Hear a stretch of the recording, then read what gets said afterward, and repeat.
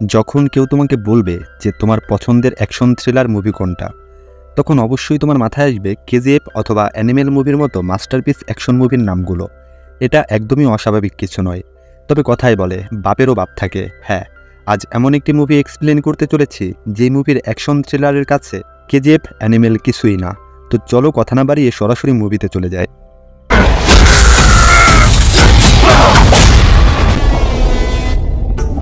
বিশুদ্ধ প্রেমিকের একটাই ভাষা, ভালোবাসা।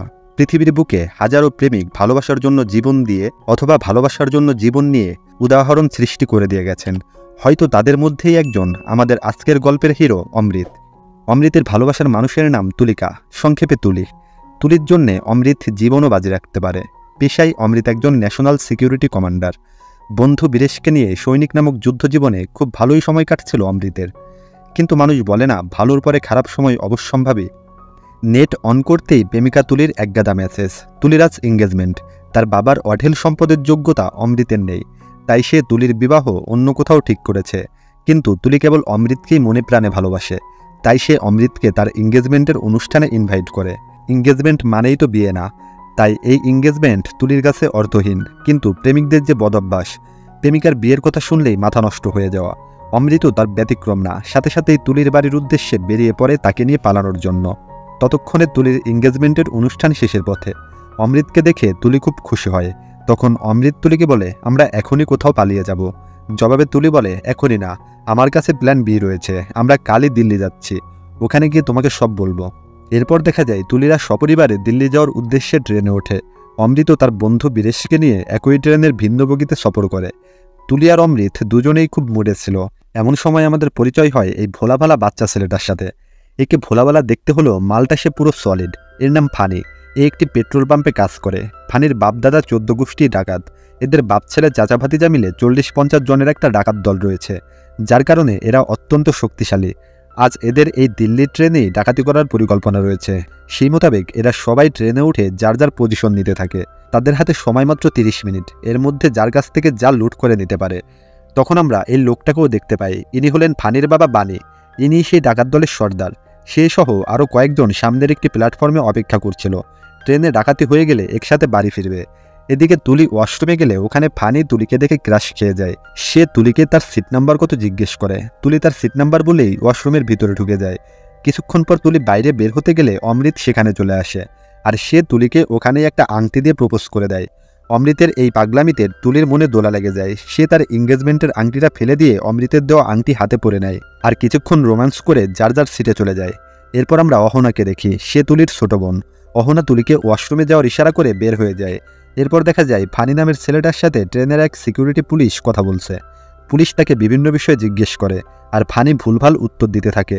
তখন ডাকাত দলের একজন তাদের সব সদস্যের মোবাইলে মেসেজ পাঠায় যে চাউমিন রেডি আছে, অর্থাৎ এখনই তাদের মিশনটা কমপ্লিট করার সময়। তারা একটা ডিভাইসের মাধ্যমে পুরো ট্রেনের নেটওয়ার্ক রেস্ট্রিক্টেড করে দেয়, আর যে যার ব্যাগ থেকে অস্ত্রপাতি বের করতে থাকে।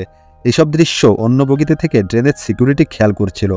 কিন্তু কিছু বুঝে ওঠার আগেই ফানি তার মাথায় কোপ দিয়ে তাকে মেরে ফেলে। এবার ডাকাত দল ট্রেনের মধ্যে হুলস্থুল কাণ্ড শুরু করে দেয়। তারা প্রত্যেক যাত্রীর কাছ থেকে ব্যাগ ও মোবাইল ছিনিয়ে নিতে থাকে। সংখ্যায় বেশি হওয়ায় কোনো যাত্রী তাদের কিছু বলার সাহস পেয়ে ওঠে না। এভাবে লুট করতে করতে তারা তুলিদের বগিতে চলে যায়। সেখানে তুলিকে দেখে ফানি খারাপ কথা বলতে থাকে।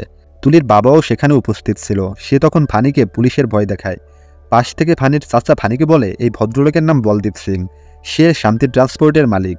এটা শুনে ফানি বলে, আমাদের তো জ্যাকপট মিলে গেছে। ফানি ভাবে বলদীপের কাছ থেকে তারা মোটা অঙ্কের টাকা নিতে পারবে। সে বলদীপ সিংকে শাসাতে থাকে। এমন সময় তুলির কাকা সেখানে চলে আসে আর ফানির সাথে ফাইট শুরু করে দেয়।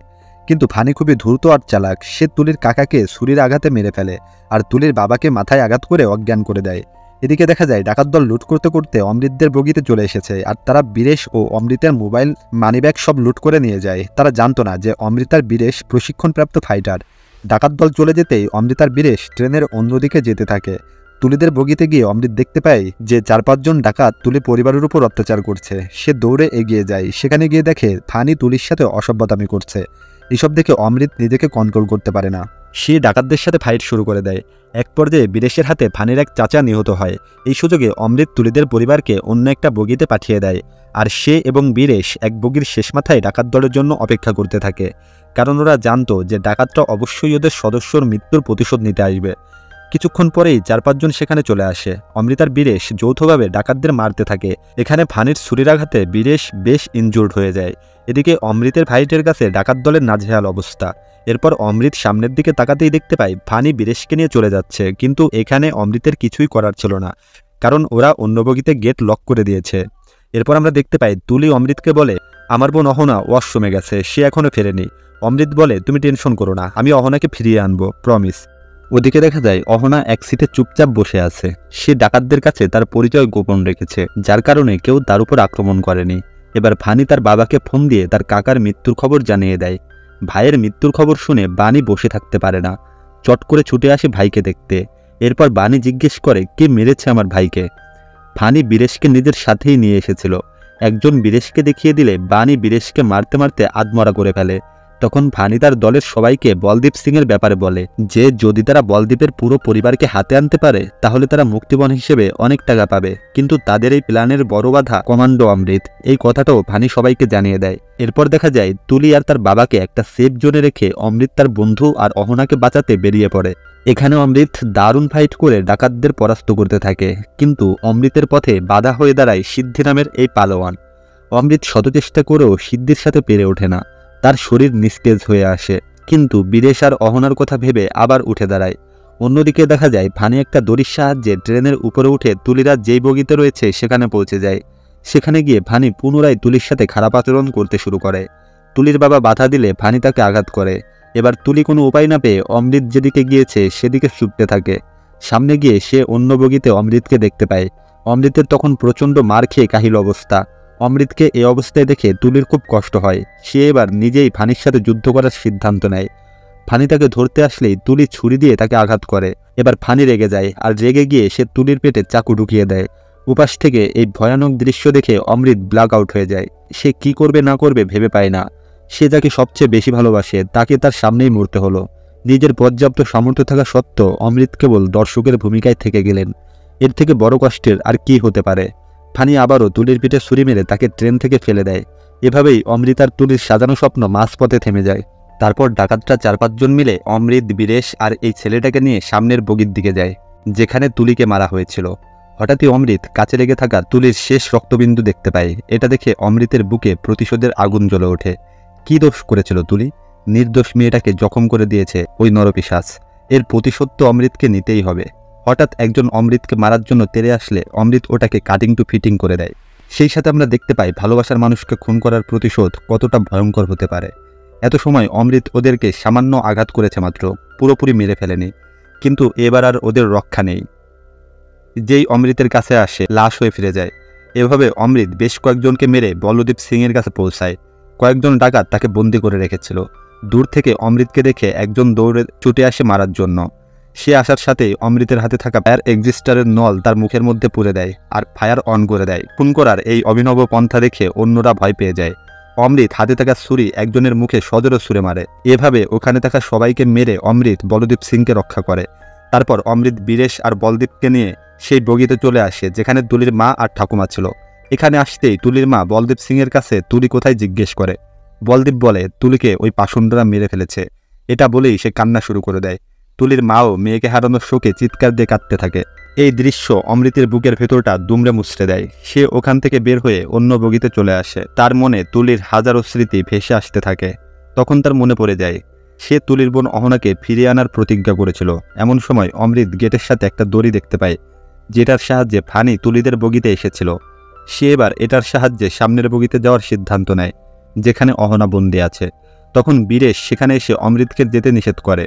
অমৃত বলে, তুলিকে করে আমার শেষ প্রতিজ্ঞা, আমি অহনাকে ফিরিয়ে আনবো, তাই আমার এটা করতেই হবে। তখন বীরেশও অমৃতের সাথে যেতে চায়। অমৃত তখন বীরেশকে বোঝায় যে তার শরীরের কন্ডিশন ভালো না, এই জন্য তার যাওয়া ঠিক হবে না। এরপর অমৃত নিজের ক্ষত স্থানগুলোতে মেডিসিন লাগিয়ে নিজেকে তৈরি করতে থাকে আর প্রস্তুত হতে থাকে এক ভয়ঙ্কর মৃত্যুযজ্ঞের জন্য। ডাকাত দলের সবাই অহনা সহ আরও কয়েকজন লোককে বন্দি করে পেছনের বগির দিকে আসছে। এই বগিতে এসে তারা দেখতে পায় তাদের দলের কয়েকজনকে নৃশংসভাবে হত্যা করে ঝুলিয়ে রাখা হয়েছে। এটা দেখে ওরা ভয় পেয়ে যায়। আর যেহেতু এরা সবাই একই পরিবারের ছিল, এজন্য কান্নাও করতে থাকে। তখন বানি তার ছেলে ফানিকে একা থাকতে বারণ করে, কিন্তু ফানি বলে, আমি কাউকে ভয় পাই না, আমি কেবল ওই বলদীপ সিংকে চাই। ওদিকে অমৃত চুপিসারে 1-2 জন করে ডাকাতদের বধ করতে থাকে। অমৃত প্ল্যান অনুসারে একটা বগি অন্ধকারাচ্ছন্ন করে রাখে, আর এর ফায়দা উঠিয়ে সে আরও কয়েকজনকে মারে। এরপর অমৃতের সামনে আবারও হাজির হয় সিদ্ধি। সিদ্ধির অতুল বাহুবলের কাছে অমৃত হার মানতে থাকে, কিন্তু এমন সময় ট্রেনে থাকা 2 জন মহিলা সিদ্ধির মাথায় আঘাত করতে করতে তাকে মেরে ফেলে। এদিকে ফানিসহ কয়েকজন বলদীপ সিংকে খুঁজে পেতে ট্রেন থেকে নেমে একদম পেছনের বগিতে উঠে যায়, আর সেখানে 2 জন পুলিশের সাথে তার ফাইট শুরু হয়। এবার ফানি ওই পুলিশদের মেরে বলদীপকে নিজের কবজায় নিয়ে নেয়। সেখানে বীরেশও ছিল, যদিও সে মারাত্মক আহত ছিল, তারপরও সে বলদীপ সিংকে বাঁচাতে এগিয়ে আসে। তখন ফানি বীরেশকে দুর্বল পেয়ে মেরে ফেলে। ওদিকে অমৃত ক্লান্ত হয়ে ডাকাতদের হাতে বন্দী হয়ে যায়। তখন ডাকাত দল অমৃতকে নিয়ে পেছনের দিকে আসলে অমৃত দেখতে পায় তার প্রাণপ্রিয় বন্ধু বীরেশকে চিরনিদ্রায় শায়িত করে দিয়েছে ওই দুষ্ট ফানি। এ কেমন সময় অমৃতের জন্য! প্রথমে ভালোবাসার মানুষ, তারপর প্রাণের বন্ধু। এই ডাকাত দল তার জীবনের সব সুখ কেড়ে নিয়েছে, এদের তো শাস্তি দিতেই হবে। অমৃত আবারও রেগে আগুন হয়ে যায়। এবার সে টার্গেট করে ডাকাত দলের সর্দার বাণীকে। সে বাণীর মুখে জ্বালানি তেল ঢেলে দিয়ে গ্যাস লাইটার আগুন ছুঁড়ে মারে। সাথে সাথেই বাণীর মুখে আগুন ধরে যায়, আর বাণী ছটপট করতে করতে মারা যায়। বাণীর এমন মৃত্যু দেখে অন্যরা সবাই ভয় পেয়ে যায়, তবুও নিজেদের জীবনকে সুরক্ষিত করতে তারা অমৃতকে মারার শেষ প্রচেষ্টা করতে থাকে। কিন্তু অমৃত যেন জ্বলে পুড়ে একটা আগুনের ফুলকিতে পরিণত হয়েছে। তার কাছে যেই আসে সে তাকে যমরাজের সাথে সাক্ষাৎ করিয়ে দেয়। এভাবে আরও কয়েকজনকে মারার পর ডাকাত দলের ফানি ছাড়া আর কেউ বেঁচে থাকে না। ফানি ভয় পেয়ে যায়, সে অমৃতকে বলতে থাকে, আমরা 4 জনকে মেরেছি, আর তুই আমাদের সবাইকেই মেরে দিলি, তুই তো মানুষ না, রাক্ষস। এই বলেই ফানি অমৃতের উপর আক্রমণ করে। অমৃত এতক্ষণ ফাইট করে বড্ড ক্লান্ত, তাছাড়া ফানি খুবই চালাক। সে ছোট একটা ছুরি দিয়ে অমৃতকে স্ট্যাপ করে আহত করতে থাকে। এক পর্যায়ে অমৃতের তুলির কথা মনে পড়ে যায়। তারপর অমৃত উঠে আবার ফানির সাথে লড়াই শুরু করে। এইবার অমৃত একটা হাতুড়ি দিয়ে ফানির মিটার বক্সে সজোরে আঘাত আনে, যার কারণে ফানি দুর্বল হতে থাকে। অমৃত তুলির শেষ স্মৃতি মনে করে আর প্রচণ্ড রাগ নিয়ে ফানির মিটার বক্সে আঘাত করে। এভাবে কয়েকটা মারার পর ফানিও শেষ নিঃশ্বাস ত্যাগ করে। ততক্ষণে পুলিশ চলে আসে। এবার অমৃত ট্রেন থেকে নেমে বেঞ্চে গিয়ে বসে।